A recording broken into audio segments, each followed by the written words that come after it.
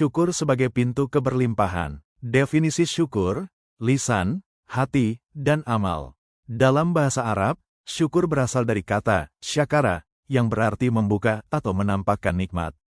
Artinya, syukur adalah kesadaran untuk mengakui nikmat Allah, merasakan dalam hati, mengucapkan dengan lisan, dan membalas dengan amal kebaikan. Ulama membagi syukur menjadi 3. 1. Syukur dengan hati menyadari semua nikmat berasal dari Allah. 2. Syukur dengan lisan mengucapkan Alhamdulillah atas segala keadaan. 3. Syukur dengan amal menggunakan nikmat sesuai tujuan Allah, ilmu untuk mengajar, harta untuk menolong, kesehatan untuk beribadah. Ayat-ayat Al-Quran tentang syukur. Al-Quran berulang kali menekankan syukur sebagai kunci tambahan nikmat. Allah berfirman, dan ingatlah, ketika Tuhanmu memaklumkan, sesungguhnya jika kamu bersyukur, pasti kami akan menambah nikmat kepadamu, dan jika kamu mengingkari nikmatku, maka sesungguhnya azabku sangat pedih. Quran Surah Ibrahim 7. Syukur bukan sekadar ucapan, tapi sebuah jalan hidup yang membuka keberlimpahan. Ayat ini juga mengandung hukum sebab akibat, syukur bertambah nikmat, kufur hilang nikmat. Hadis-hadis Nabi tentang syukur. Rasulullah mencontohkan syukur dalam setiap aspek kehidupannya.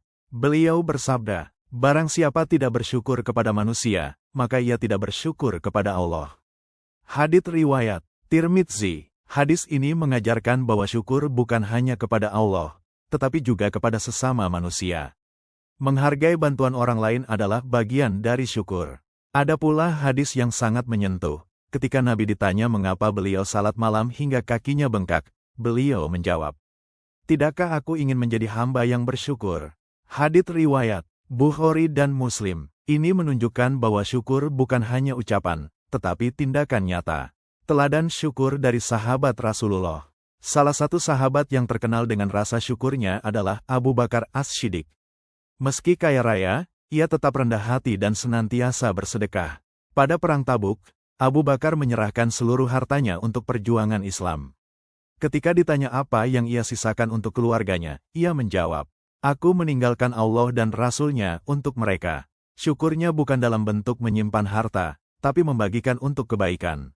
Hasilnya, Allah lipat gandakan keberkahan dalam hidup dan keturunannya.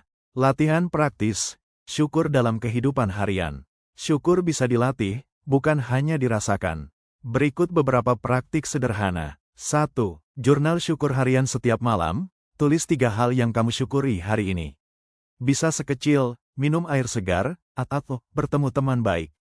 2. Zikir Alhamdulillah. Rasulullah menganjurkan untuk memperbanyak ucapan Alhamdulillah. Dengan zikir ini, hati menjadi lebih tenang dan sadar nikmat. 3. Sedekah kecil, sisihkan minimal Rp1.000 setiap hari. Bukan jumlahnya yang penting, tapi konsistensi sebagai wujud syukur. 4. Gunakan nikmat pada jalannya waktu luang belajar atau ibadah. Ilmu mengajar atau berbagi. Harta menolong orang lain. 5. Refleksi malam, tanyakan pada diri sendiri, hari ini aku sudah menggunakan nikmat Allah untuk apa? Kisah inspiratif seorang petani sederhana di desa pernah ditanya, mengapa kamu selalu tampak bahagia meski hidup pas-pasan? Ia menjawab, karena setiap hari saya masih bisa makan, salat, dan tidur dengan tenang. Bukankah itu sudah lebih dari cukup? Sikap sederhana ini sejalan dengan pesan Nabi. Barang siapa di pagi hari merasa aman dalam dirinya, sehat badannya, dan memiliki makanan untuk hari itu, maka seakan-akan dunia seluruhnya telah diberikan kepadanya. Hari Tirmidzi. Inilah esensi syukur, bukan menunggu punya banyak, tapi sadar bahwa apa yang ada sudah sangat berharga. Jika Anda merasa video ini bermanfaat, like, subscribe, dan share.